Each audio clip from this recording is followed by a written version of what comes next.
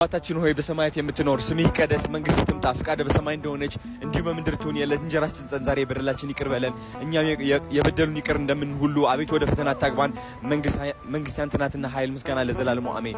እመቤቴ ድንግል ማርያም ሆይ በቅዱስ ገብርኤል በመልአኩ በቅዱስ ገብርኤል ሰላምታ ሰላም ልሻለሁ። በሐሳብሽም ድንግል ነሽ በስጋሽም ድንግል ነሽ አሸናፊ እግዚአብሔር እናት ሆይ ሰላምታ ላንቺ ይገባሻል። ከሴቶች ሁሉ ተለይተሽ አንቺ የተባረክሽ ነሽ የማኅፀንሽም ፍሬ የተባረከ ነው። ጸጋን የተሞላሽ ሆይ ደስ ይበልሽ ልዑል እግዚአብሔር ካንቺ ጋር ነውና ከተወደደው ልጅሽ ከጌታችን ከመድኃኒታችን ከኢየሱስ ክርስቶስ ዘንድ ይቅርታን እንድትለምኝልን እንማጸናለን።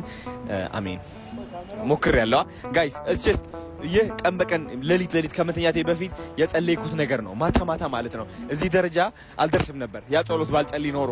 ገባችሁ አይደለ? ፍርሃት አይለቀኝም ነበር ያ ጸሎት ባልጸልይ ኖሮ። ስለዚህ ማለት ነው ሜቢ አማርኛ ሁለተኛ ወይም ሶስተኛ ቋንቋዬ ስለሆነ ይሆናል አብዛኛው ጊዜ በደንብ ያወራሁት እንግሊሽና ትግርኛ ነው። አማርኛም ለመምከርና ቲክቶክ ለመቀረጽ ተጠቀምበታለሁ።